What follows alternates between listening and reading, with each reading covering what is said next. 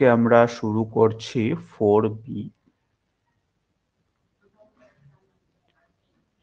Computer.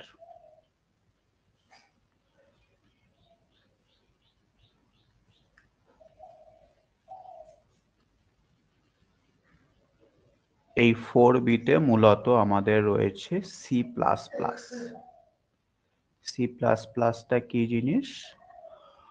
আচ্ছা, মনে করো আমাদের যে কোনো একটা সংখ্যার স্কোয়ার রুট বার করতে হবে। ব্যাপারটা ভালো করে দেখবে। মনে করো যে কোনো একটা সংখ্যার স্কোয়ার রুট আমাদের ক্যালকুলেট করতে হবে।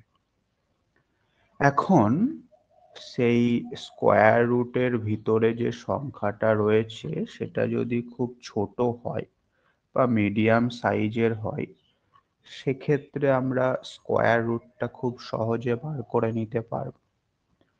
কিন্তু যদি এই এক্স এর মান কোনো কারণে খুব বড় হয়ে যায়, তখন কিন্তু আর ম্যানুয়ালি সেই স্কোয়ার রুটটাকে ক্যালকুলেট করা সম্ভব নয়।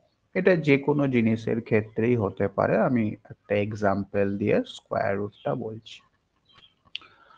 তো যখন ম্যানুয়ালি এটা ক্যালকুলেট করা সম্ভব নয়, তখন আমরা কম্পিউটারের সাহায্য নেব। কম্পিউটারের মাধ্যমে আমরা এই স্কোয়ার রুটটা বার করব। বুঝতে পেরেছো? এইবার কম্পিউটারকে তো বোঝাতে হবে যে আমরা আসলে কি চাইছি, একটা সংখ্যার স্কোয়ার রুট বার করতে চাইছি। তো সেই কম্পিউটারকে বোঝাতে গেলে কম্পিউটারের ভাষায় আমাদের কথা বলতে হবে। আমরা যদি জেনারেল ইংলিশ ল্যাঙ্গুয়েজে কম্পিউটারকে বলি যে তুমি এর স্কোয়ার রুটটা বার করো, ও কিন্তু বুঝতে পারবে না। বোঝা গেল? তো সেই কম্পিউটারের সঙ্গে কথা বলার বা কম্পিউটারকে যে কোনো কিছু বোঝানোর যে ল্যাঙ্গুয়েজ, সেটাই হচ্ছে সি প্লাস প্লাস বা সি ল্যাঙ্গুয়েজ। এছাড়াও আরো বিভিন্ন ল্যাঙ্গুয়েজ আছে, পাইথন, জাভা। ঠিক আছে, আমাদের এখানে মেনলি সিটাই পড়তে হবে। বোঝা গেল? তো এরকম যে প্রবলেমগুলো ম্যানুয়ালি করা সম্ভব নয়, সেগুলোই আমরা কম্পিউটারের মাধ্যমে করাবো। তার জন্য আমাদের কম্পিউটারের ল্যাঙ্গুয়েজটা শিখতে হবে এবং সেই ল্যাঙ্গুয়েজটাই আমরা শিখতে চলেছি। ওকে, তো ফার্স্ট যে ইউনিটটা আমাদের রয়েছে, ইউনিট 1।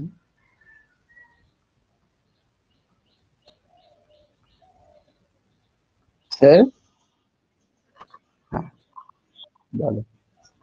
হ্যাঁ, মানে আমি এক্ষুনি জয়েন করলাম।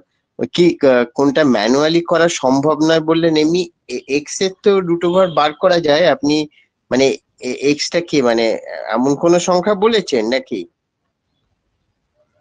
এক্সটা যদি খুব বড় হয়, সেক্ষেত্রে তো আর ও, ম্যানুয়ালি করা সম্ভব নয়। ও আচ্ছা আচ্ছা।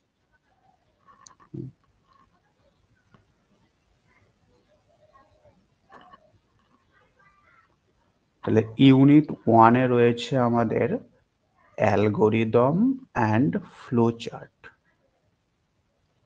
অ্যালগরিদম ব্যাপারটা কি না, প্রথমে যে কাজটা আমরা কম্পিউটারকে দিয়ে করাতে চাচ্ছি তার ইংলিশ ল্যাঙ্গুয়েজে স্টেপ বাই স্টেপ কি করণীয় সেটা লিখে নেব। যেমন আমি যদি ধরো 5টা সংখ্যা রয়েছে, হ্যাঁ, x1, x2, x3, x4, x5, 5টা সংখ্যা আমাদের রয়েছে। এবার আমি এই 5টা সংখ্যার মধ্যে সব থেকে বড় কোনটা সেইটা জানতে চাইছি। এটা আমি কম্পিউটারকে দিয়েই করাবো। তো সেক্ষেত্রে আমি প্রথমে এর স্টেপগুলো এক এক করে লিখে নেব। সেই স্টেপগুলোকেই পরবর্তীতে আমরা সি ল্যাঙ্গুয়েজে কনভার্ট করব। তো এই 5টা সংখ্যার মধ্যে ম্যাক্সিমামটা বার করার যে ম্যাথামেটিক্যাল প্রসিডিওর বা যে স্টেপগুলো রয়েছে, সেই স্টেপগুলোকেই বলা হচ্ছে অ্যালগরিদম। আর সেই অ্যালগরিদমটা বিভিন্ন রকম বক্সের মাধ্যমে স্টেপ বাই স্টেপ এক্সপ্রেস করাটাকেই বলা হচ্ছে ফ্লো চার্ট।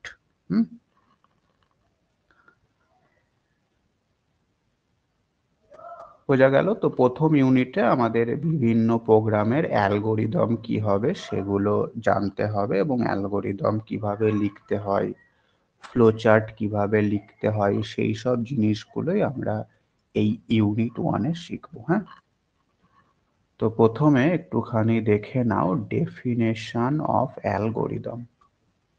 ইম্পর্টেন্ট ডেফিনেশন পরীক্ষায় আসে।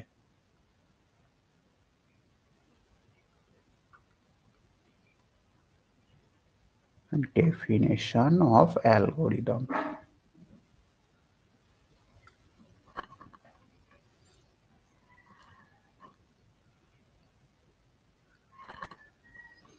কি বলা হচ্ছে দেখো,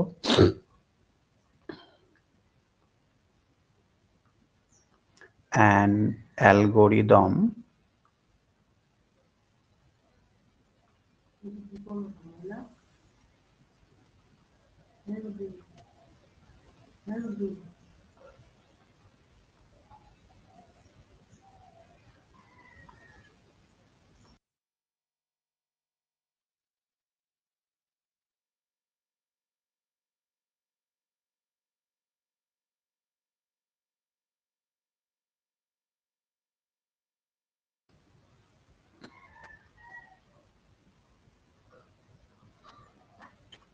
an algorithm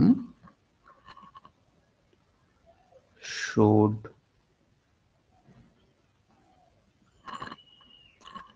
follow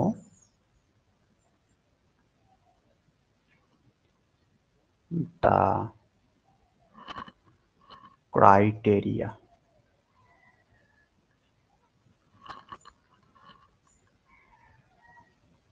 একটা অ্যালগোরিদম লিখতে গেলে আমাদের এই সমস্ত ক্রাইটেরিয়া গুলোকে ফলো করতে হবে। কি কি ক্রাইটেরিয়া দেখো রয়েছে? Number 1, input.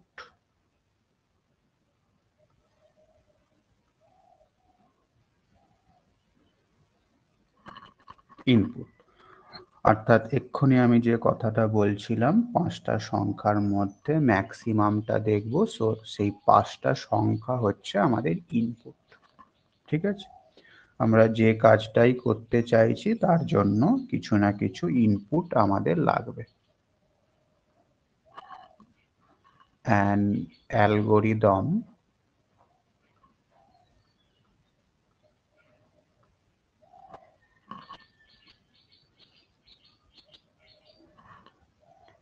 has some inputs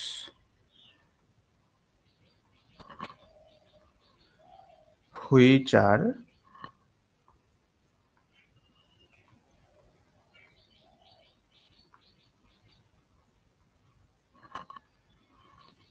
externally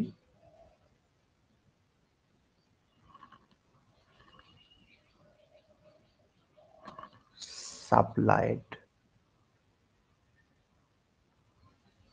অবশ্যই যে ইনপুটগুলোর কথা বলা হচ্ছে সেগুলোকে আমাদের বাইরে থেকে সাপ্লাই করতে হবে। এটা গেল প্রথম structure, input. Next, number 2, definiteness।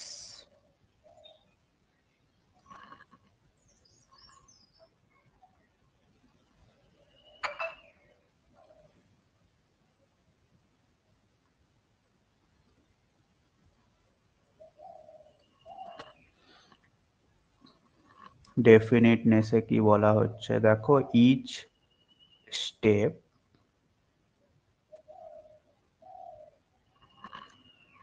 Must be clear.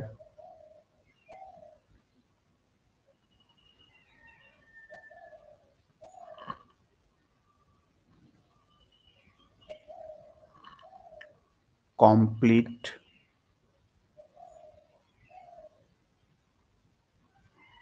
and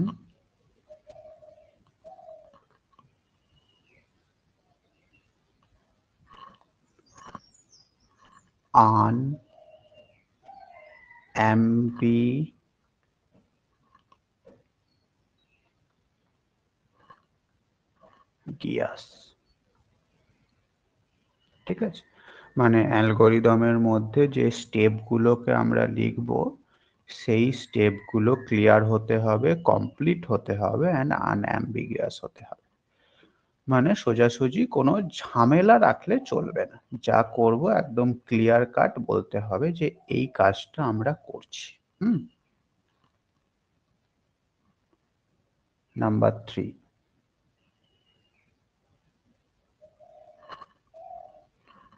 ফাইনাইটনেস।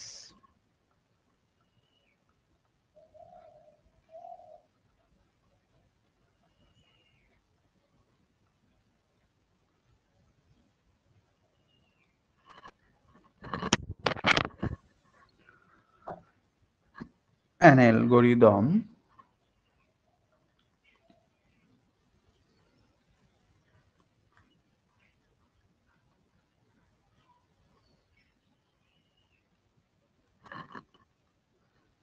should terminate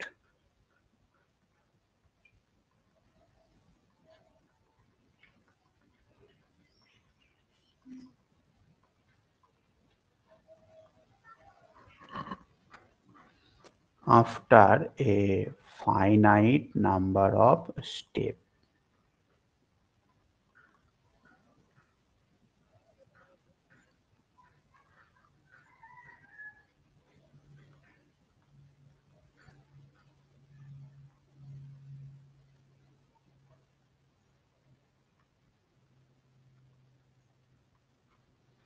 তার মানে কোনো অ্যালগরিদম চলছে তো চলছেই, কোনো শেষ হচ্ছে না এরকম হওয়া চলবে না। একটা নির্দিষ্ট ফাইনাইট নাম্বার অফ স্টেপের পরে ওটাকে কিন্তু টার্মিনেট হতেই হবে, শেষ হতেই হবে। এবং যত তাড়াতাড়ি পারবে অ্যালগরিদমটা শেষ করে দেওয়াটাই ভালো। সেটা হচ্ছে আমাদের অ্যালগরিদমের অ্যাডভান্টেজের মধ্যে পড়ে যাচ্ছে, সেটা আমরা আসছি পরে। এটা গেল ফাইনাইটনেস, অর্থাৎ স্টেপের নাম্বারটা ফাইনাইট হতে হবে। Number 4, effectiveness.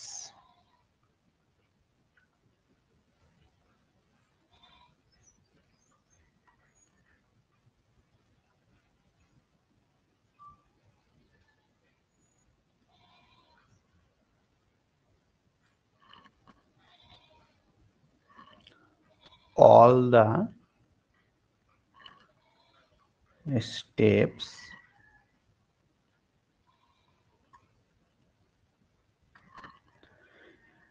specified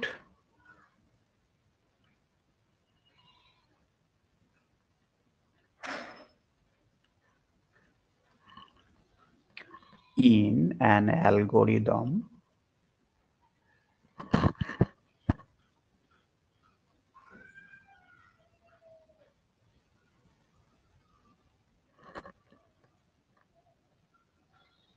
should be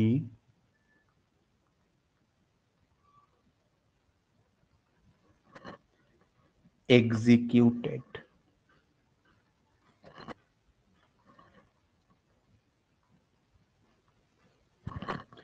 in a finite amount of time.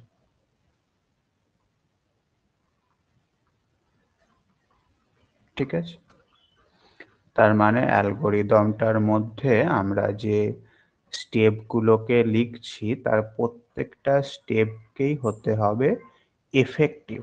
Effective মানে দেখা যাচ্ছে কোনো একটা স্টেপ আমাদের ওই অ্যালগরিদমের মধ্যে কোনো কাজই করছে না, বেকার বেকার রয়েছে, ওরকম কোনো স্টেপ রাখা চলবে না।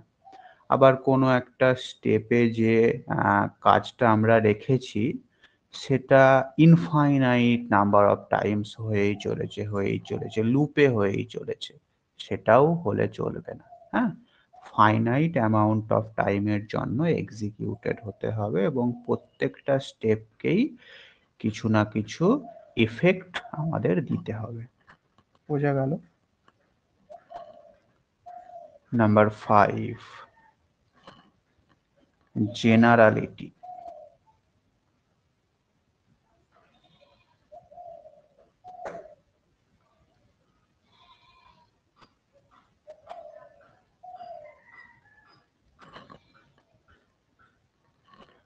an algorithm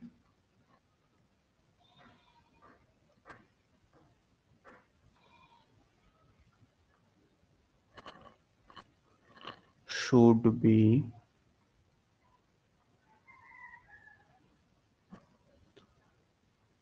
designed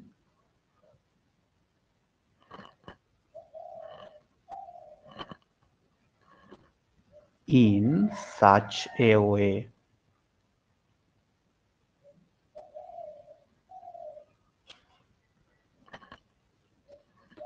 that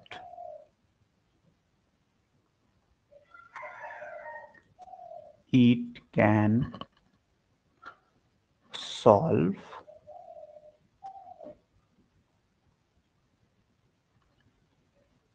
any problem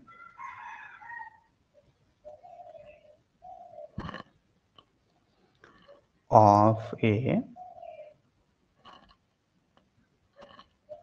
particular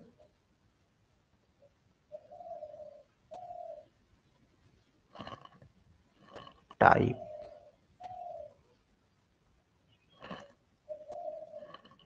for which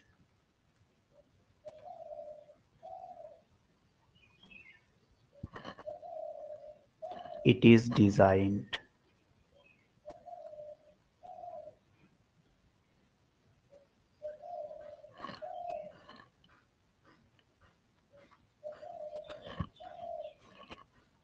ঠিক আছে, তার মানে ব্যাপারটা কি হলো না, আমরা দেখা যাচ্ছে রুট এক্স এর মানটা বার করার জন্য একটা অ্যালগোরিদম লিখলাম। এবার এক্স এর মান তুমি এখানে যাই দাও না কেন, সবার জন্যই এই অ্যালগোরিদমটা কার্যকরী হতেই হবে। বোঝা গেল? দেখা যাচ্ছে এক্স এর মান আমি 100 দিলাম, অ্যালগোরিদমটা পারফর্ম করে দিল, কিন্তু এক্স এর মান যখনই আমি 105 দিচ্ছি তখন আর অ্যালগোরিদমটা পারফর্ম করতে পারছে না। এরকম হলে চলবে না। এক্স এর সমস্ত মানের জন্য আমাদের অ্যালগোরিদমটাকে পারফর্ম করতেই হবে। এটাই হচ্ছে জেনারালিটি। বোঝা গেল? এবং ফাইনালি নাম্বার 6, আউটপুট। সব কাজ হয়ে গেল, এবার ফাইনাল অ্যান্সার যেটা, সেটাই হবে আমাদের আউটপুট।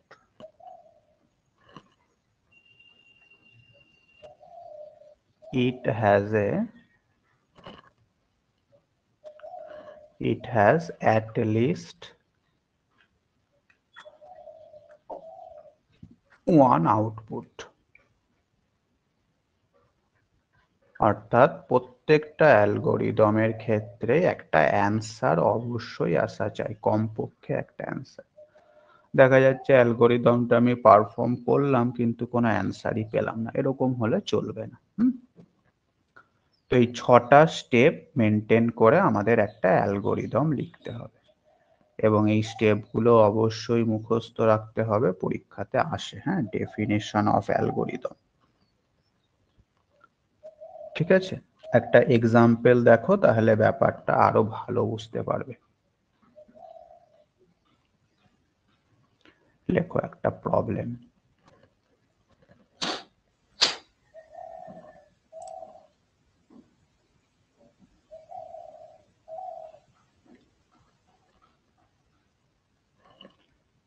লেখো, right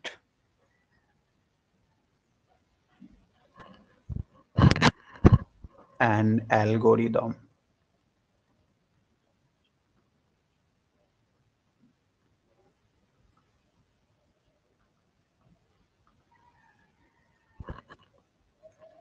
to find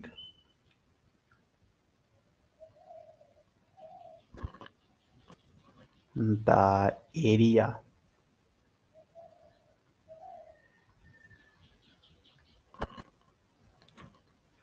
of a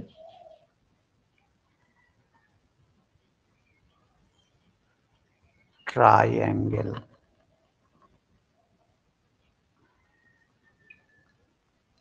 whose three sides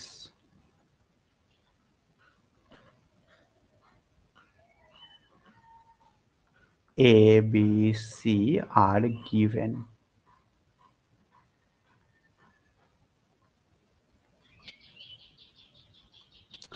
তার মানে একটা ট্রায়াঙ্গেল আছে, তার তিনটে সাইড এ বি সি দেওয়া রয়েছে, আমাদের ওই ট্রায়াঙ্গেলটার এরিয়া বার করতে হবে। সেই এরিয়া বার করার জন্য একটা অ্যালগোরিদম আমাদের লিখতে হবে। হ্যাঁ, তো কিভাবে অ্যালগোরিদমটা লেখা হচ্ছে দেখো। স্টেপ 1,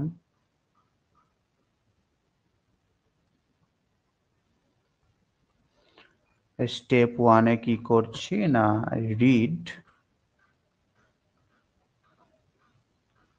the sides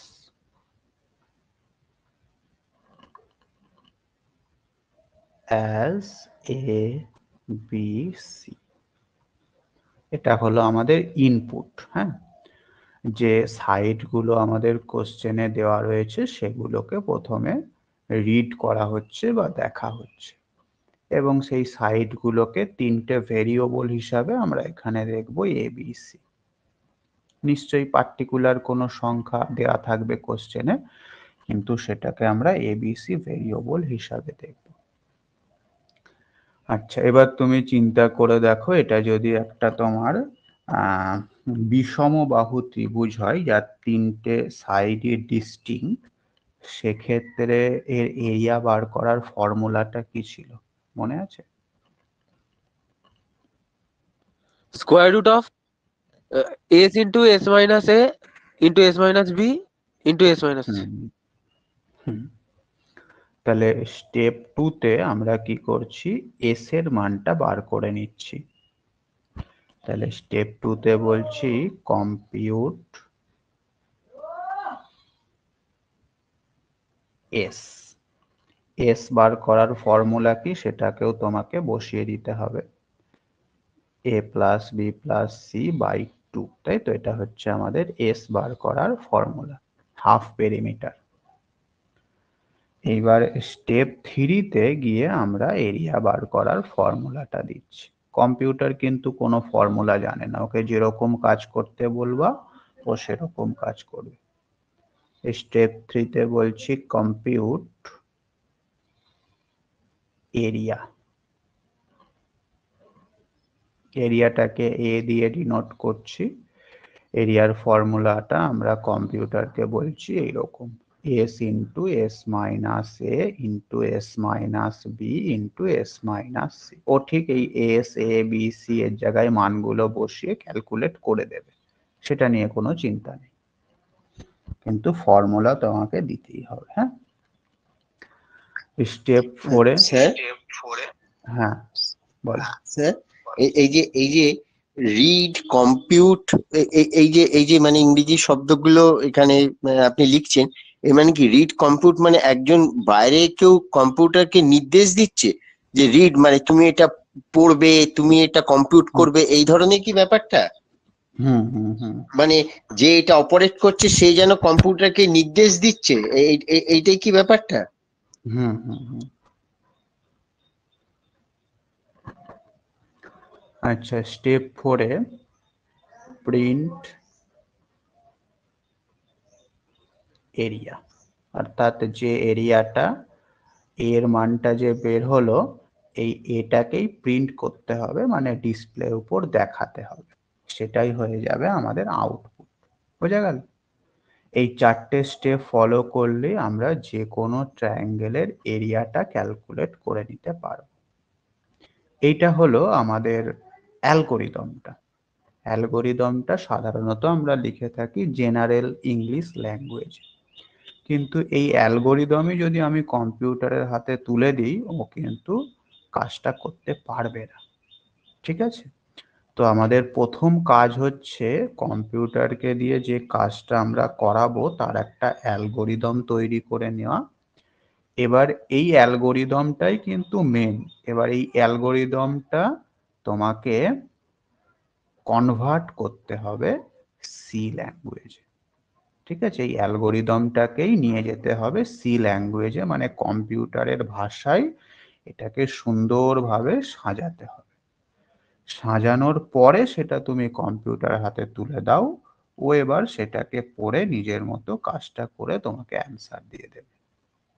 বুঝতে পারলে? এই জিনিসটা কম্পিউটারকে দিলে ও কিন্তু কোনোভাবেই কাজটা করতে পারবে না।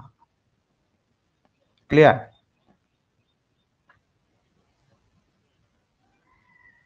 হ্যাঁ।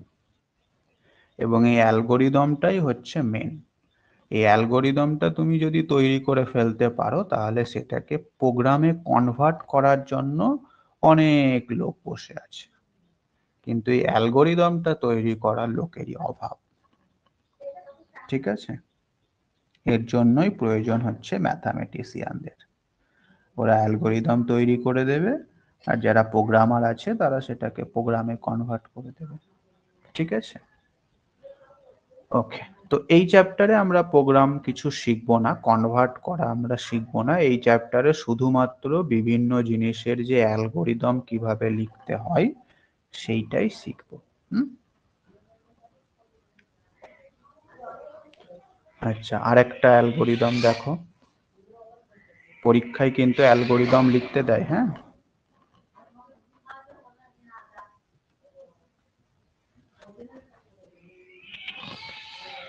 write an algorithm.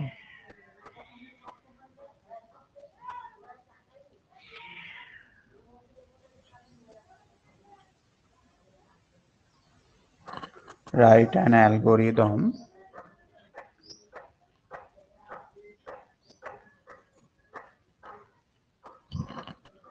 to find the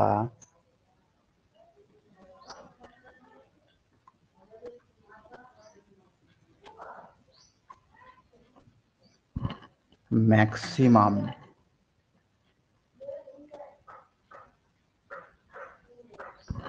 among three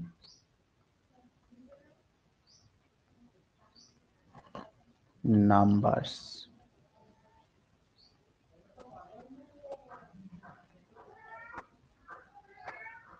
A, B, C. এই তিনটে নাম্বারের মধ্যে ম্যাক্সিমামটা খোঁজার একটা অ্যালগরিদম তৈরি করতে হবে। তাহলে কিভাবে তৈরি করবে? প্রথমে নাম্বারগুলোকে পড়তে হবে।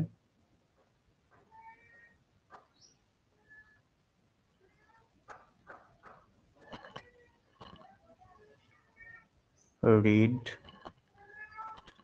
the numbers.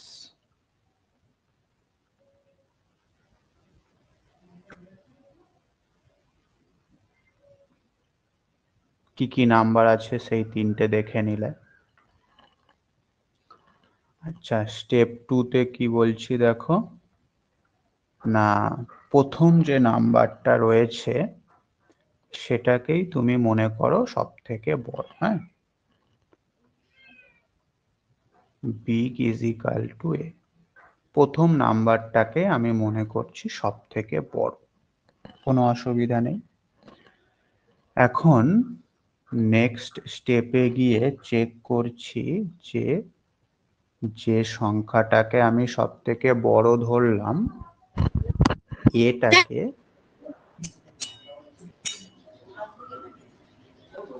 স্যার হ্যাঁ বলো। স্যার বিগ মানে বিগ মানে বড়,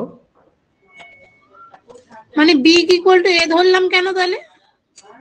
কারণ এটাকে আমরা সব থেকে বড় বলে মনে করলাম। ও আচ্ছা আচ্ছা। এইবার 3 নম্বর স্টেপে গিয়ে আমি দেখছি যেটাকে বিগ হিসাবে ধরলাম বা যেটাকে সব থেকে বড় আমি মনে করলাম সেইটা তার পরের যে সংখ্যাটা রয়েছে বি তার থেকে ছোট হচ্ছে কিনা। হ্যাঁ, যদি যেটাকে আমি বড় হিসাবে ধরেছি সেইটা তার পরের সংখ্যাটার থেকে ছোট হয়, তাহলে আমি চেঞ্জ করে দেব। তখন আমি বিগ করে দেব কাকে? সেকেন্ডের সংখ্যাটাকে, অর্থাৎ বি কে আমি তখন বলবো বিগ, সব থেকে বড়। আর যদি লেস দেন বি না হয়, গ্রেটার দেন বা ইকুয়াল টু বি হয়, সেক্ষেত্রে আর 3 নম্বর স্টেপের কোনো প্রয়োজন নেই। এই 3 নম্বর স্টেপটা তখনই কাজ হবে যদি বিগ লেস দ্যান বি হয়, অর্থাৎ এ লেস দ্যান যদি বি হয়, সেক্ষেত্রে আমাদের এই 3 নম্বর স্টেপটা কার্যকরী হবে। আচ্ছা, একইভাবে এইবার যে বিগটা আমাদের কাছে রয়েছে মানে বি, সেইটা যদি আবার তার পরের যে সংখ্যাটা রয়েছে তার থেকে ছোট হয়, সেক্ষেত্রে আমি আবার বিগটাকে চেঞ্জ করে দেব। তখন আমি সিটাকে করে দেব সব থেকে বড়। তাহলে দেখো আমাদের 3টে সংখ্যা ছিল, 3টে সংখ্যাতেই আমরা গো থ্রু করে ফেললাম, এ থেকে শুরু করে সি পর্যন্ত পৌঁছে গেলাম। সুতরাং এখানেই আমাদের অ্যালগোরিদমটা স্টপ হয়ে যাবে। হ্যাঁ, তো 5 নম্বর স্টেপে গিয়ে প্রিন্ট করতে হবে, কি প্রিন্ট করতে হবে, দা ম্যাক্সিমাম নাম্বার বিগ, মানে যেটা ফাইনাল হলো সি, এই সিতে যে সংখ্যাটা থাকবে সেটাই আমাদের এখানে প্রিন্ট করবে। ঠিক আছে, বুঝতে পারলে? ধরো তোমাকে আমি এই 3টে সংখ্যা দিলাম 10, 12, 9। এবার এই 3টের মধ্যে সব থেকে বড় কোনটা সেটা খুঁজতে বলছি। তো প্রথমে তুমি 10টাকে মনে করলে সব থেকে বড়, তার পরের স্টেপে দেখছো সেই 10টা কি 12 থেকে লেস দেন, অবশ্যই লেস দেন, তাহলে এখন 12টা হয়ে গেল সব থেকে বড়। তারপরের স্টেপে দেখছো 12টা কি 9-এর থেকে লেস, না কখনোই 9-এর থেকে লেস নয়, তাহলে এইটাই হলো আমাদের অ্যান্সার। আর যদি এখানে 9-এর পরিবর্তে 15 থাকতো তখন 12টা অবশ্যই 15-র থেকে ছোট, তার মানে তখন বিগ হয়ে যেত আমাদের 15। বোঝা গেল? এইভাবে প্রথম সংখ্যা থেকে শুরু করে যতগুলোই সংখ্যা এখানে থাকুক না কেন, সবগুলোকে গো থ্রু করে করে একদম লাস্টেরটাতে গিয়ে পৌঁছাতে হবে।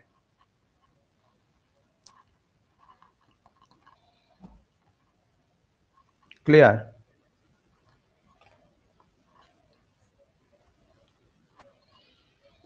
রিড দ্য নাম্বারস, ওখানে আর হবে না, আর না অ্যাজ হবে স্যার ওটা? অ্যাজ, ঠিক আছে স্যার। মানে যে সংখ্যাগুলো থাকবে তাদের আমরা এ বি সি ধরে নেব। প্রথম সংখ্যাটাকে এ, দ্বিতীয়টাকে বি, তৃতীয়টাকে সি। এগুলোকে বলা হয় ক্যারেক্টার ভেরিয়েবল। পরবর্তীতে আমরা শিখবো সেগুলো আস্তে আস্তে।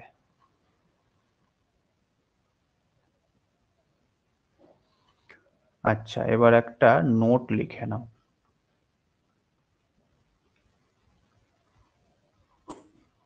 যে কোনো অ্যালগোরিদম লিখতে গেলে এই নোটটা তোমাকে অবশ্যই কিন্তু মাথায় রাখতে হবে।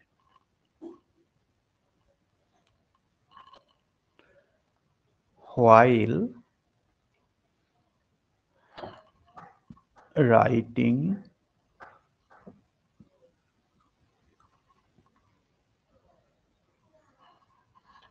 an algorithm,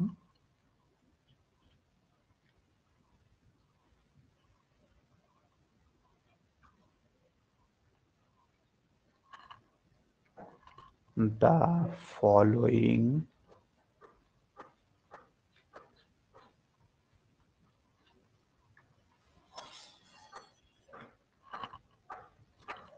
two important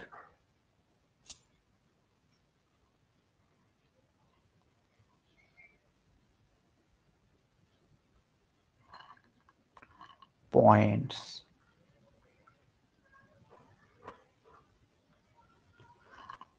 are to be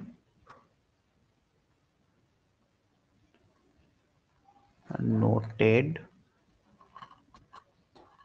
carefully.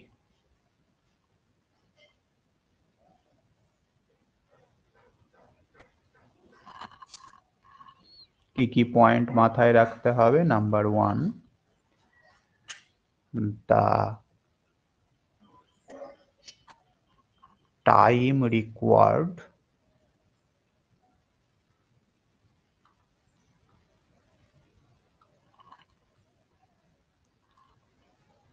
by the algorithm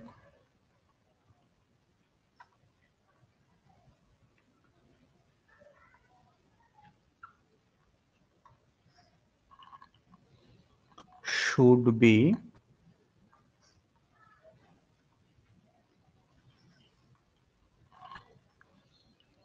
as minimum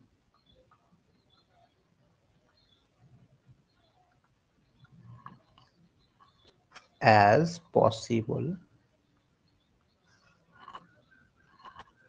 মানে টাইমটাকে যত কম করা যাবে সেই চেষ্টা আমাদের করতে হবে। এবং নাম্বার 2 যেটা most important, total space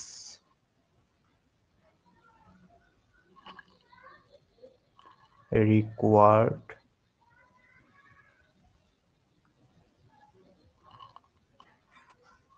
by the algorithm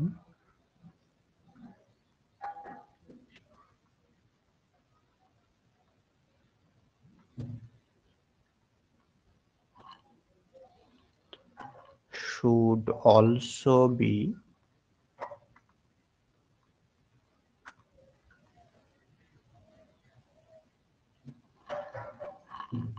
minimum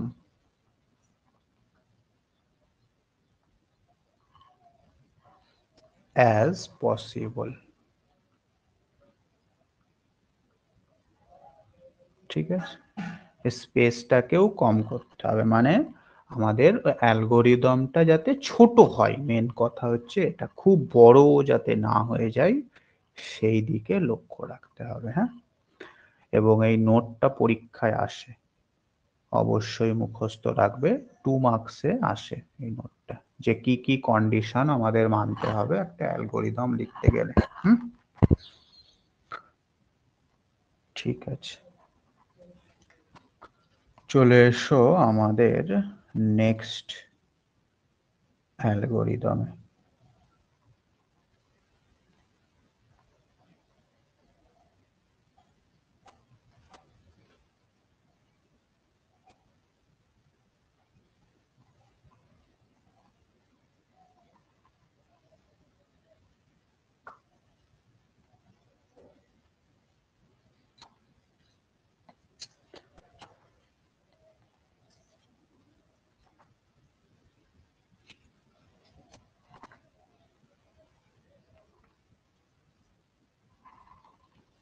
Next algorithm,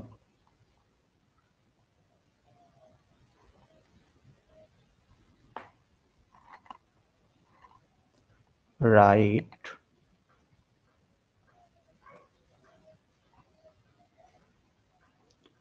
an algorithm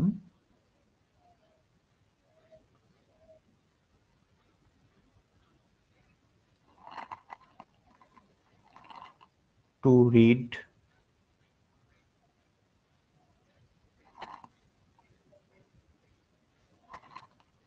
three length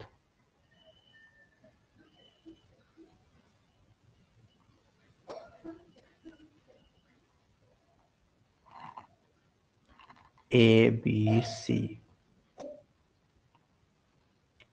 and check whether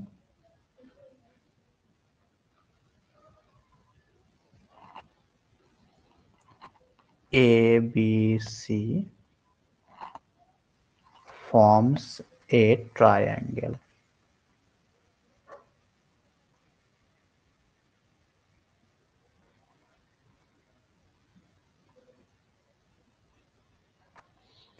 তার মানে কি, তিনটে সংখ্যা দেওয়া রয়েছে, আমাদের বলতে হবে বা চেক করতে হবে ওই তিনটে সংখ্যা দিয়ে কি একটা ট্রায়াঙ্গেল তৈরি করা যেতে পারে, মানে ওই এবিসি কি একটা ট্রায়াঙ্গেলের তিনটে বাহু হতে পারে, সেইটা আমাদের চেক করতে হবে। হ্যাঁ, তার সঙ্গে বলছে if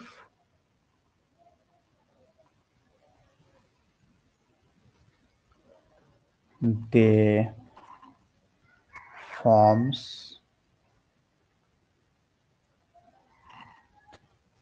a triangle,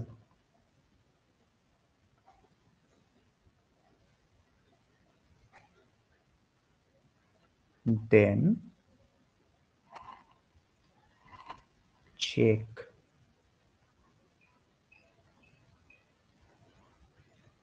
whether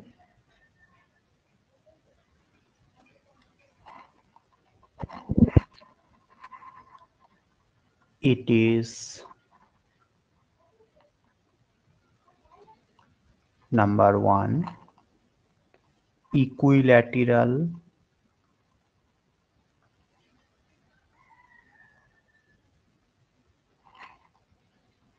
number two isosceles,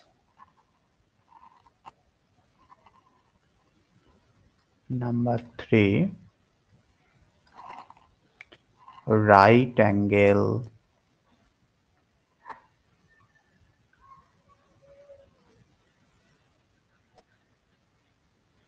and number four scalene.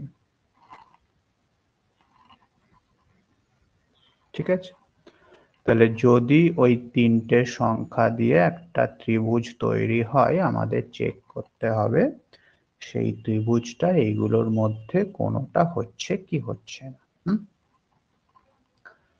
তাহলে এক এক করে লেখা যাক।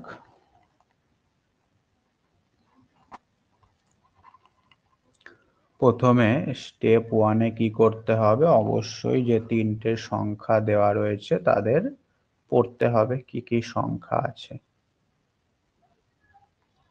আচ্ছা, এখন আমাকে বলতে পারবে যে তিনটে সংখ্যা একটা ত্রিভুজের তিনটে বাহু হওয়ার শর্ত কি? স্যার ছোট দুটো বাহুর যোগফল বৃহত্তম বাহুর থেকে অবশ্যই বেশি হতে হবে।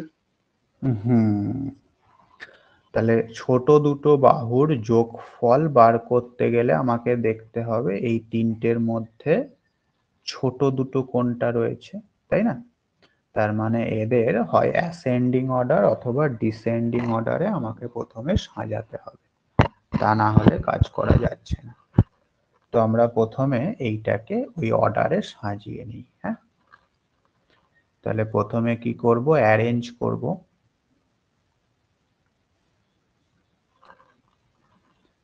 এ বি সি এই তিনটে সংখ্যাকে অ্যারেঞ্জ করব। কিরকম ভাবে অ্যারেঞ্জ করব না, এইভাবে বড় থেকে ছোট A greater than B greater than C. হ্যাঁ, এইভাবে আমরা অ্যারেঞ্জ করছি।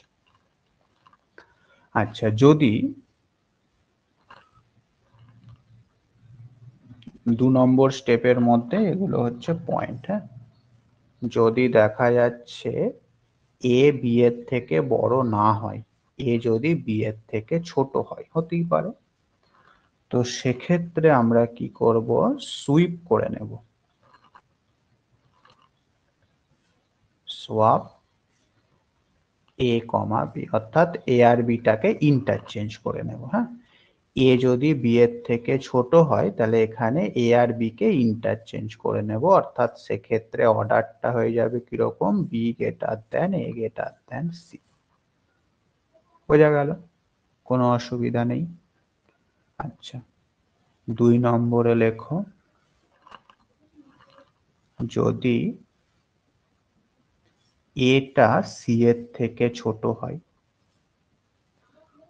তাহলে সেক্ষেত্রে আবার এ আর সি টাকেও আমরা ইন্টারচেঞ্জ করে নেব, সোয়াপ বলা হচ্ছে যেটাকে, মানে ইন্টারচেঞ্জ কাকে কাকে করব, এ এবং সি কে করব। ঠিক একইভাবে যদি বিটা সি এর থেকে ছোট হয় সেক্ষেত্রেও আমরা বি আর সি টাকে ইন্টারচেঞ্জ করে নেব। তাহলে এইভাবে কোনটা ছোট কোনটা বড় দেখে ইন্টারচেঞ্জ করে ফাইনালি আমরা এরকম একটা অর্ডারে পৌঁছে যাব। A greater than B greater than C, এইরকম একটা অর্ডারে আমরা পৌঁছে যাব। ঠিক আছে, ইনিশিয়ালি আমরা মনে করছি যে এইটাই আমাদের ফাইনাল অর্ডার, কারণ সংখ্যাগুলো কি কি তো আমরা জানি না। যখন সংখ্যাগুলো পার্টিকুলার জানা থাকবে তখন আমরা আসল অর্ডারটা লিখতে পারবো, কিন্তু আপাতত আমরা এইটাকেই ফাইনাল অর্ডার হিসাবে মনে করছি। বোঝা গেল?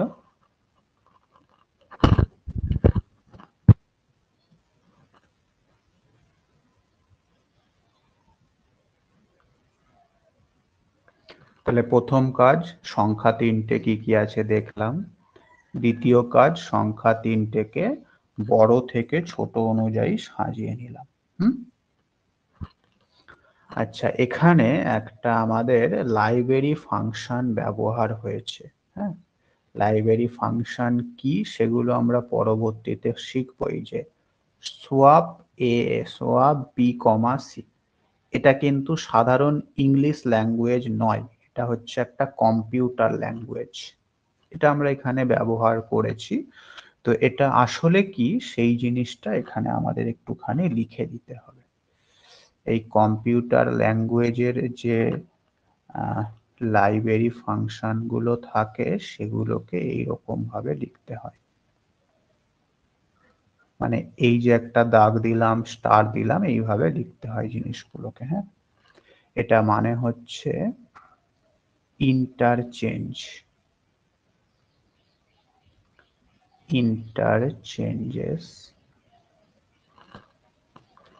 the values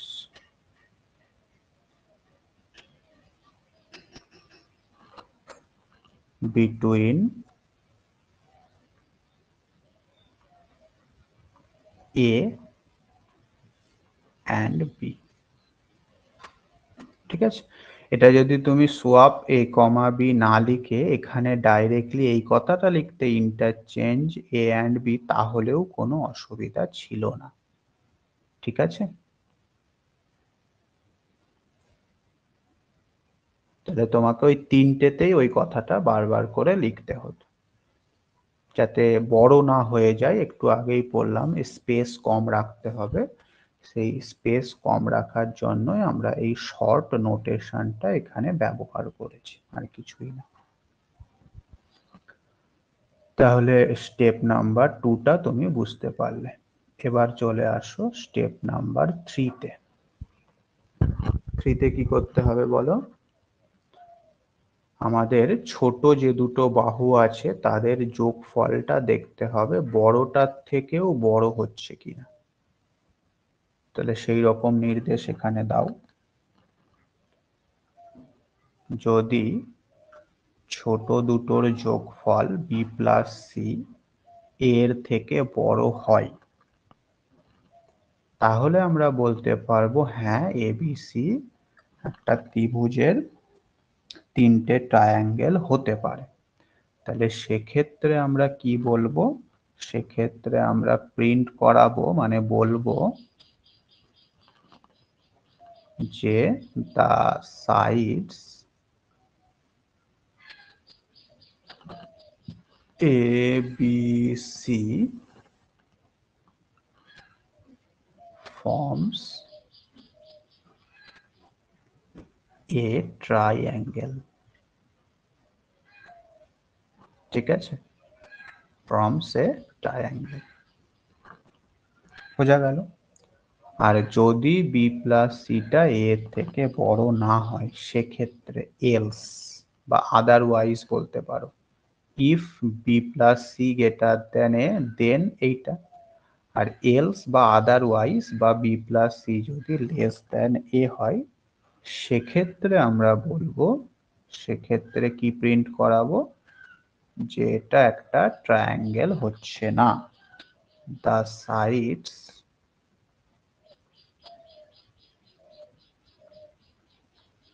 ABC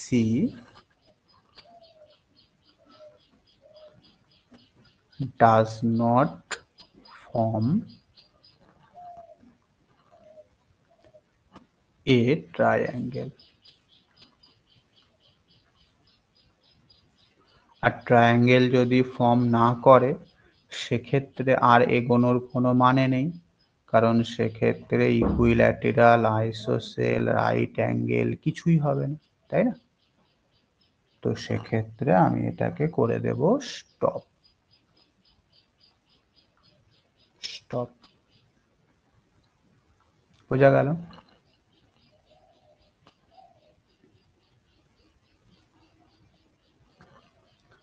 আচ্ছা, 4 নম্বর স্টেপে চলে আসো। 4 নম্বর স্টেপে আমাদের চেক করতে হবে এবার ইকুইল্যাটেরাল হচ্ছে কিনা। ইকুইল্যাটেরাল হওয়ার শর্ত কি? ইকুইল্যাটেরাল মানে হচ্ছে, হ্যাঁ, তিনটে বাহুই সমান, সমবাহু ত্রিভুজ যাকে বলে।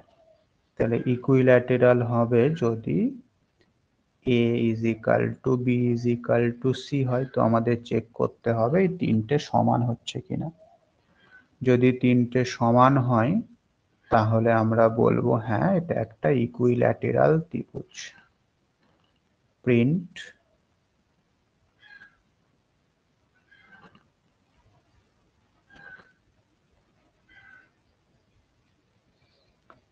the triangle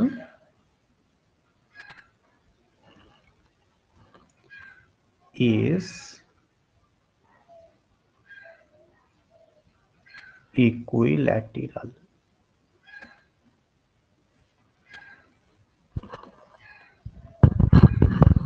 এবং ইকুইল্যাটেরাল হয়ে গেল মানে বাকিগুলো আর কিছুই হবে না, কারণ কোন ত্রিভুজ ইকুইল্যাটেরাল তার সাথে সাথে আইসোসেলস, তার সাথে সাথে রাইট অ্যাঙ্গেল, এগুলো তো হতে পারে না, যে কোনো একটাই হবে। তাহলে ইকুইল্যাটেরাল হয়ে গেল মানে সেখানেই তুমি অ্যালগরিদমটাকে স্টপ করে দাও। আচ্ছা, যদি ইকুইল্যাটেরাল না হয় তাহলে সেক্ষেত্রে আমাদের আবার পরের স্টেপে যেতে হবে। সেক্ষেত্রে আমি বলছি এন্ড ইফ, মানে যদি ইকুইল্যাটেরাল না হয়, মানে 4 নম্বর স্টেপে যে কন্ডিশনটা দেওয়া রয়েছে a equal to B equal to C, সেটা যদি ফলো না করে সেক্ষেত্রে আমাদের যেতে হবে 5 নম্বর স্টেপে। 5 নম্বর স্টেপে গিয়ে চেক করতে হবে সেটা আইসোসেলস হচ্ছে কিনা। আইসোসেলস মানে, দুটো বাহু সমান, হ্যাঁ, দুটো বাহু সমান। দুটো বাহু সমান। তাহলে সেখানে তুমি এরকম দিতে পারো, a ইকাল টু বি হলেও হবে, কোনো অসুবিধা নেই, অথবা b ইকুয়াল টু সি হলেও হবে, অথবা c is equal two a হলেও হবে। তাহলে সেক্ষেত্রে কি প্রিন্ট করবে? যদি এই তিনটের মধ্যে কোনো একটা হয়ে যায় সেক্ষেত্রে প্রিন্ট করবে The triangle is isosceles. হুম,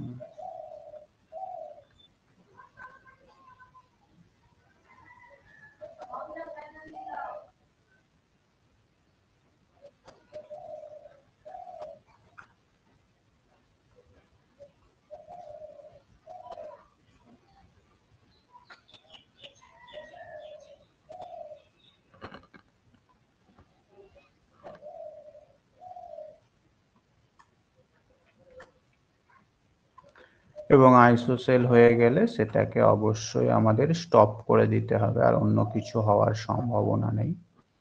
যদি না হয়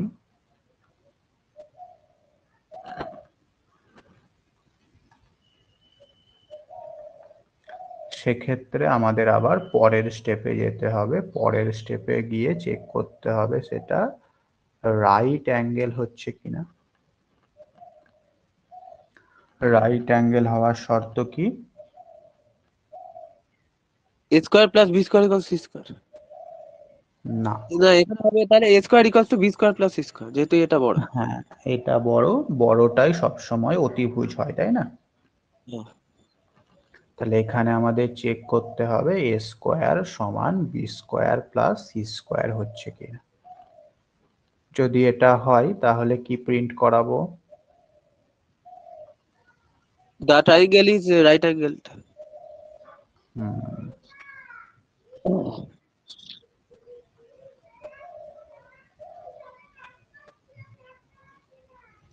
এই প্রিন্ট বলতে কি বলতো, যখনই তোমার প্রোগ্রামটা শেষ হয়ে যাবে, প্রোগ্রামটা রান করবে, রান করার পর যে ফাইনাল রেজাল্টটা দেবে সেইটাই হচ্ছে এই প্রিন্ট। মানে প্রিন্টের মধ্যে তুমি যে জিনিসটা রাখবে সেটাই ফাইনাল অ্যান্সার হিসাবে শো করবে।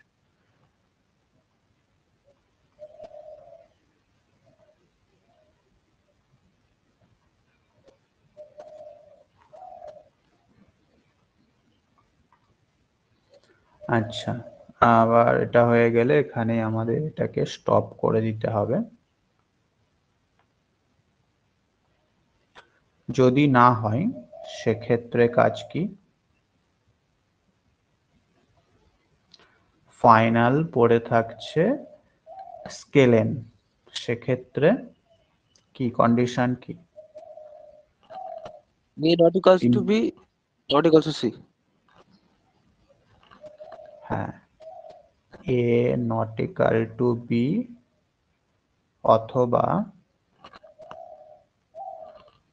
অথবা না and B not equal to C and A not equal to C, তিনটেকেই আলাদা আলাদা হতে হবে।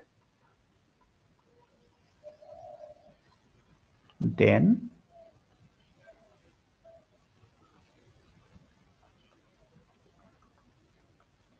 প্রিন্ট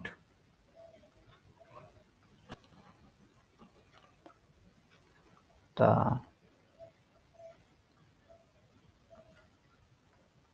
triangle is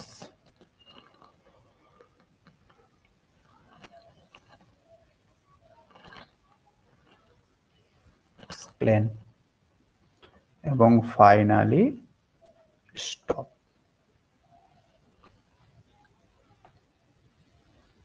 বোঝা গেল?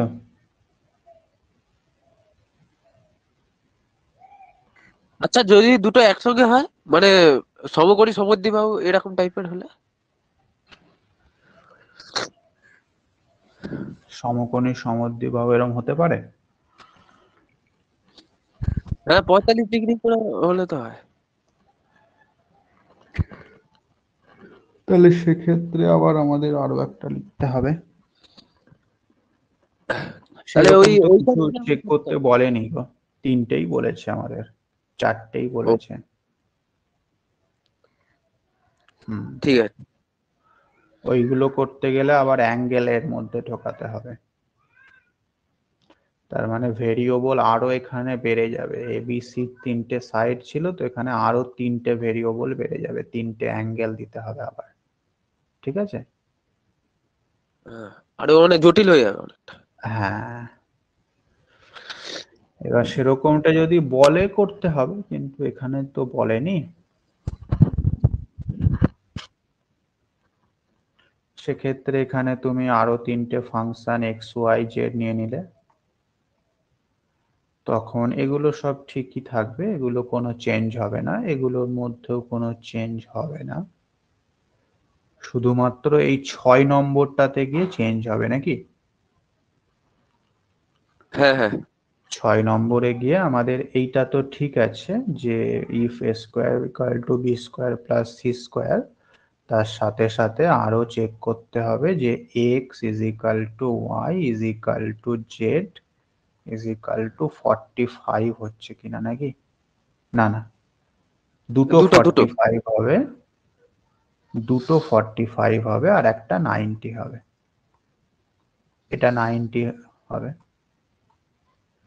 এবার এটা যদি হয় তাহলে সেটাকে আমরা বলবো সমকোণী সমদ্বিবাহু ত্রিভুজ, আর যদি নট ইকুয়াল হয় সেক্ষেত্রে শুধুমাত্র সমকোণী ত্রিভুজ, মানে 6 মধ্যে আবার দুটো পয়েন্ট হবে আলাদা করে।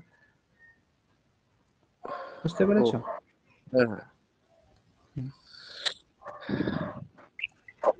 হ্যাঁ। বলো।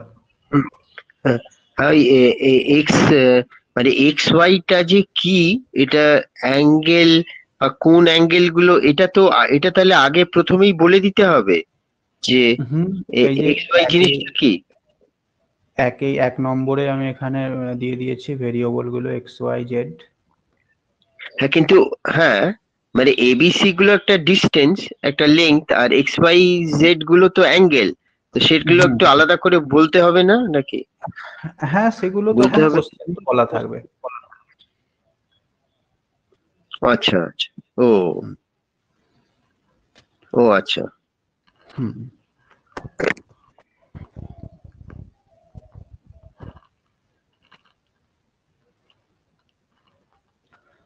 তাহলে এই হলো আমাদের অ্যালগোরিদমের ব্যাপারটা। অ্যালগোরিদম থেকে কি কি কোশ্চেন দিতে পারে না, অ্যালগোরিদমের ডেফিনেশন বা কন্ডিশন, এই দুটো শর্ট কোশ্চেন হিসাবে দিতে পারে। আর বড় কোশ্চেনে আমাদের যে কোনো একটা অ্যালগোরিদম লিখতে দিতে পারে। হুম, বিগত বছরগুলো দেখবে অ্যালগোরিদম লিখতে দেয়। তাহলে এই পর্যন্ত একটুখানি দেখে নাও, কোনো অসুবিধা থাকলে আমাকে বলো। আমরা এবার ফ্লো চার্টে যাব।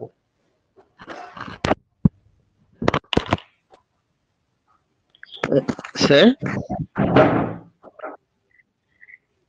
স্যার,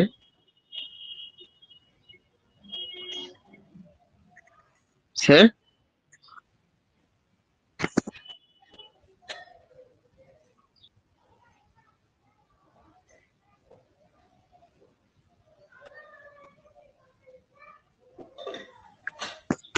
স্যার,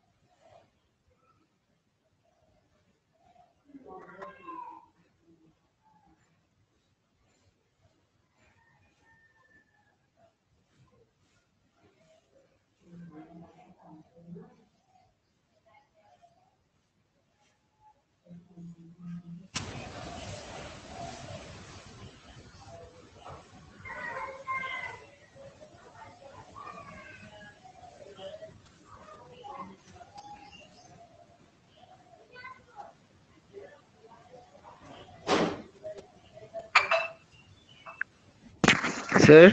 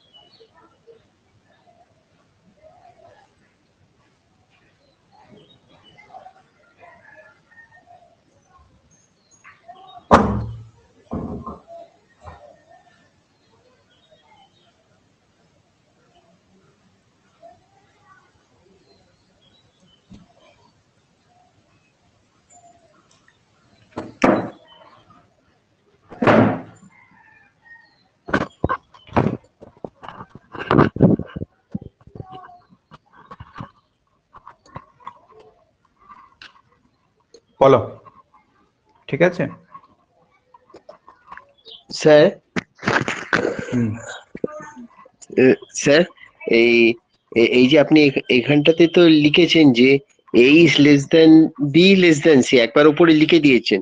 তারপরে আবার if A is greater than B এরকম তলায় যেটা লিখেছেন, হ্যাঁ, এই যে উপরে লিখেছেন A is greater than B, B is greater than C, তার তলায় হুম আবার লিখেছেন A is less than B. এই হুম ব্যাপারটা কেন আসবে? আপনি যখনই কম্পিউটারকে নির্দেশ দিলেন Jaren JBC as A is greater than B is greater than C, ও তো তখন হুম ওভাবেই সাজিয়ে নেবে নাকি? হুম এইটাই তো সাজানোর প্রসেস। না, এই আমি বলছি প্রসেসে আপনি কম্পিউটার সাজাবে। ও না, আমি ও না, ও আচ্ছা আচ্ছা। ও তো সাজাতে পারে না, ওকে তো বলতে হবে কিভাবে সাজাবে। ও মানে আপনি নির্দেশ দিলেন যে A greater than B greater than C সাজাও, কিন্তু ও এই পরের তিনটে স্টেপ ফলো করে সাজাবে। হুম হুম হুম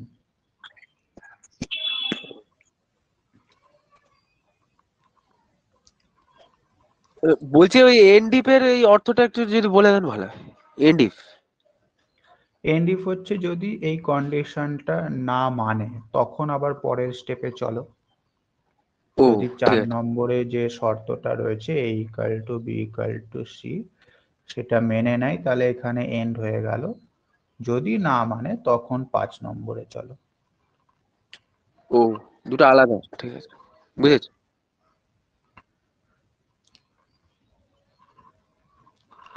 ঠিক আছে, তাহলে চলে এসো এবার আমাদের next definition.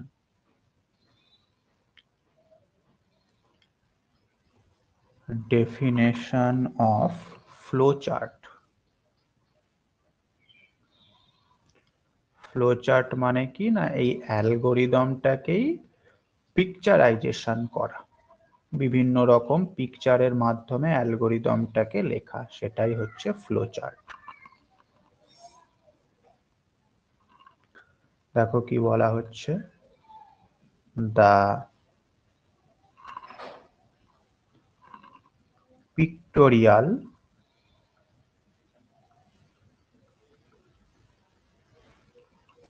representation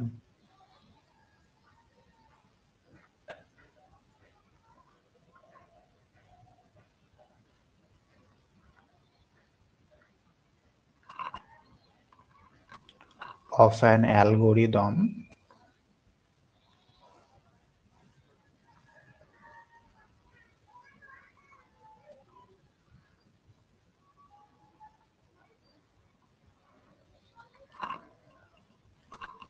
is called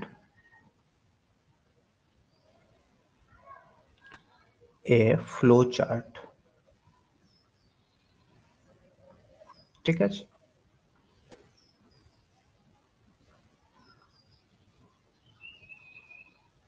অ্যালগোরিদমটাকেই বিভিন্ন পিকচারের মাধ্যমে রিপ্রেজেন্টেশন করাটাকেই বলা হচ্ছে flowchart। In a flowchart,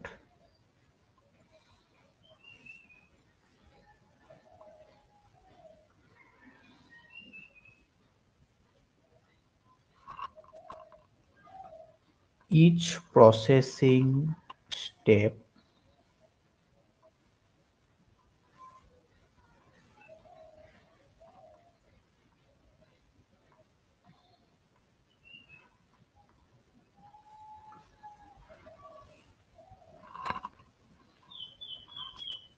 is placed in a box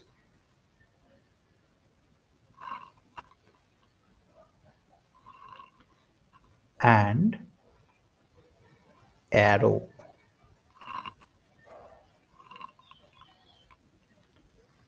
are used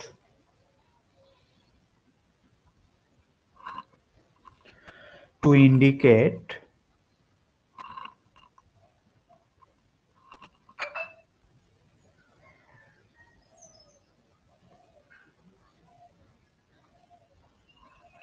the next step.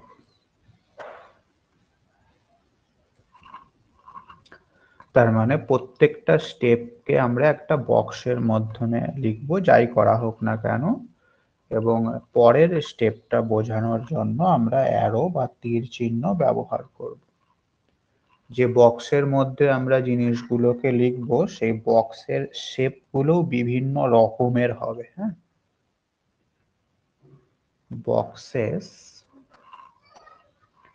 of different shape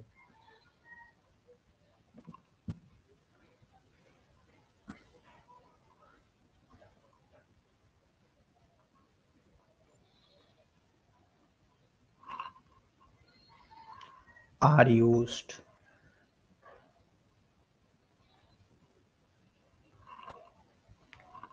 to indicate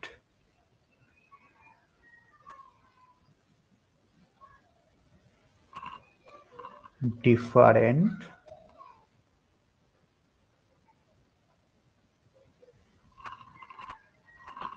operations। ঠিক আছে, মানে অপারেশন গুলো যেরকম যেরকম চেঞ্জ হবে আমাদের বক্স গুলোও সেরকমই চেঞ্জ হবে। এবার কখন কিরকম বক্স আমরা ব্যবহার করব, কখন কিভাবে অ্যারো গুলো দেব, সেই জিনিসগুলোই শিখতে হবে। হ্যাঁ, নাম্বার 1 দিয়ে লেখো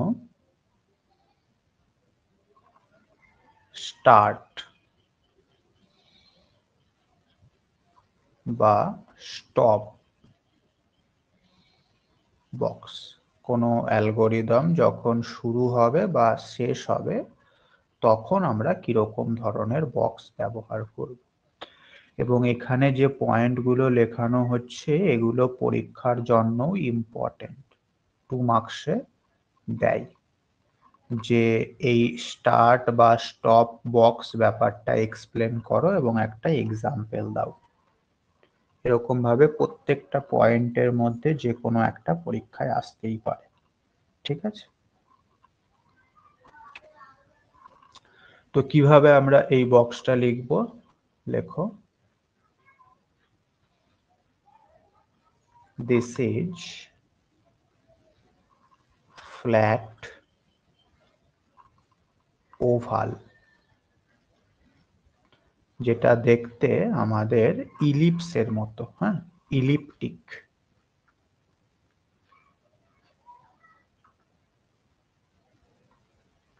in shape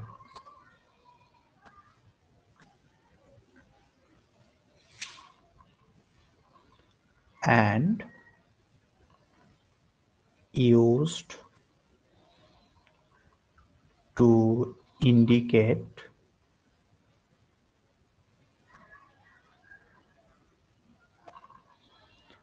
the beginning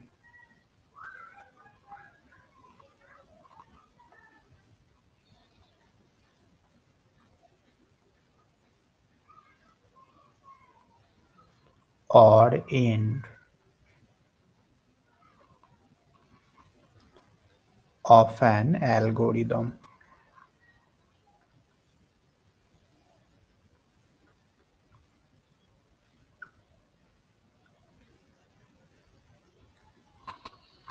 যেরকম স্টার্ট, এই জিনিসটাকে আমরা এরকম ইলিপ্টিক একটা বক্সের মাধ্যমে রাখবো, বোঝা গেল? বা স্টপ, এটাকেও আমরা এরকম একটা ইলিপ্টিক বক্সের মাধ্যমে রাখবো। বা এন্ড, এটাকে এরকম ইলিপ্টিক বক্সের মাধ্যমে রাখবো। তাহলে কোনো অ্যালগোরিদম শুরু বা শেষটাকে এইরকম ইলিপ্টিকের বক্স ব্যবহার করা হয়। ক্লিয়ার? আচ্ছা, 2 নাম্বার দিয়ে লেখো ইনপুট বা আউটপুট বক্স।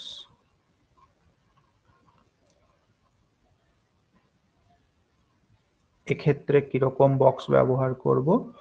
ইনপুট বা আউটপুটের ক্ষেত্রে প্যারালেলোগ্রাম ব্যবহার করা হয়। Usually a parallelogram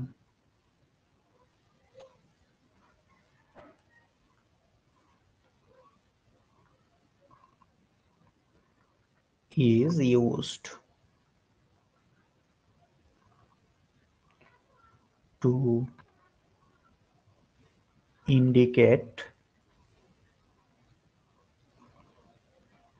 the input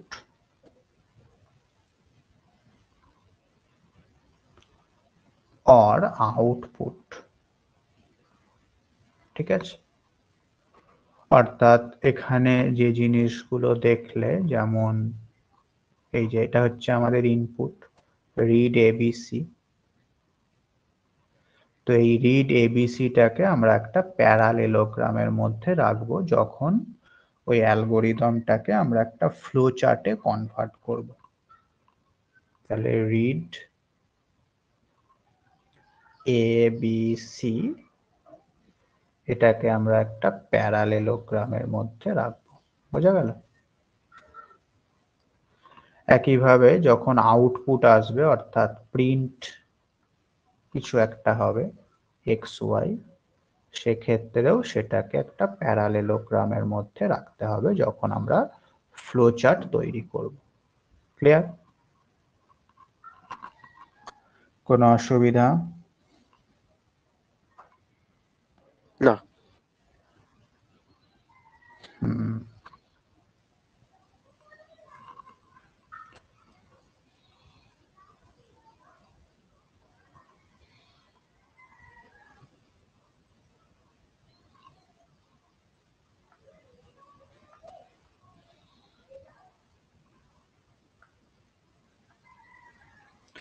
next 3 number দিয়ে লেখো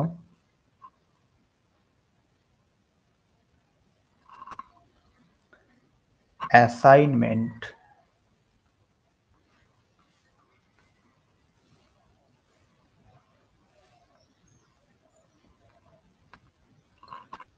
and computation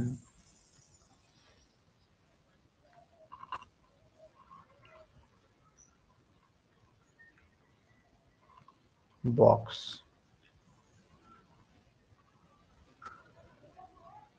তাহলে কোনো কিছু অ্যাসাইন করা হচ্ছে বা কোনো কিছু ক্যালকুলেট করা হচ্ছে, হ্যাঁ, সেক্ষেত্রে আমরা কিরকম ধরনের বক্স ব্যবহার করব? এক্ষেত্রে জেনারেলি রেক্ট্যাঙ্গেলই ব্যবহার করা হয়। Generally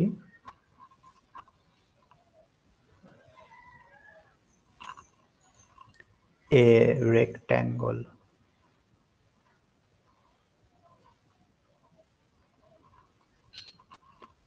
is used to indicate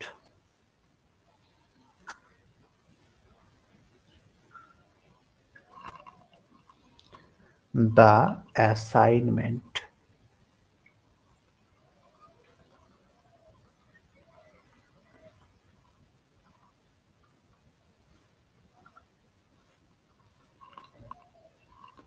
or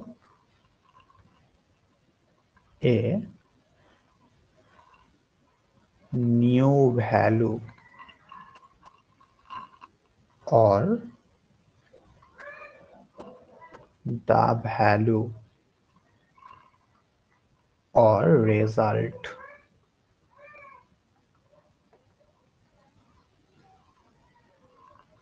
of some previous computation। তাহলে এই সমস্ত জিনিসগুলোর ক্ষেত্রে আমরা সাধারণত রেক্ট্যাঙ্গেল ব্যবহার করে থাকি। যেরকম এই যে একদম ফার্স্ট প্রোগ্রামটায় আমরা কি করলাম, set big is equal to A, এটা আমরা অ্যাসাইন করলাম এটাকে বিগ হিসাবে বা বিগটাকে এ তে অ্যাসাইন করলাম। তো এইটাকে আমরা যখন ফ্লো চার্টে লিখবো তখন এই বিগ ইজ ইকাল টু এ এটাকে আমাদের লিখতে হবে একটা রেক্ট্যাঙ্গলের মধ্যে, ঠিক আছে? বিগ ইজ ইকাল টু এ এটাকে লিখতে হবে রেক্ট্যাঙ্গেলের মধ্যে। বা কোনো স্টেপে যদি তোমাকে দুটো জিনিস যোগ করতে হয়, দেখা যাচ্ছে X is equal to Y plus Z করতে হচ্ছে কোনো অ্যালগোরিদমে বা কোনো প্রোগ্রামের ক্ষেত্রে, তখন সেটাকেও তুমি এইভাবে লিখবে। হ্যাঁ, এটা হচ্ছে ওয়াই প্লাস জেড যোগ করো, করে এক্স এর মানটাকে ওই ভ্যালুটা অ্যাসাইন করো, এটা হচ্ছে ওই চিহ্নটা, যোগ করে অ্যাসাইন করা, সেমিকোলন দিয়ে ইকুয়াল টু ওয়াই। বোঝা গেল? এই জিনিসগুলোকে আমরা সাধারণত রেক্ট্যাঙ্গলের মধ্যে লিখব যখন ফ্লো চার্ট তৈরি করব। ক্লিয়ার?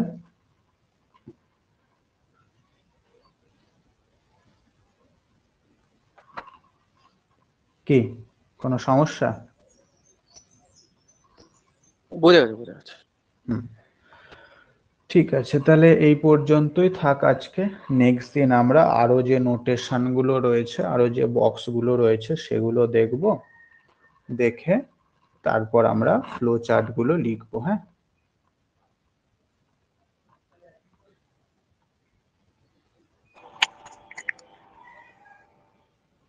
স্যার,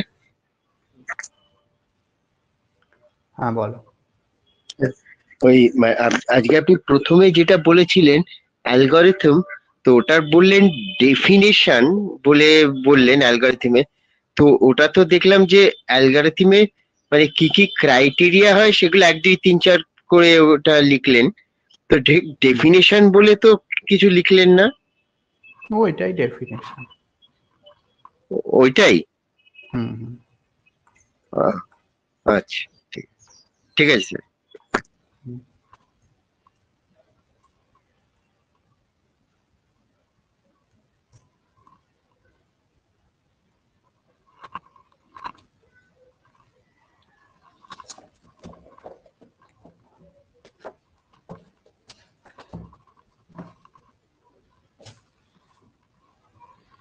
ঠিক আছে, কোনো খবর আছে নাকি অ্যাসাইনমেন্ট বা পরীক্ষার? এখনো তো পাইনি তখন। হুম,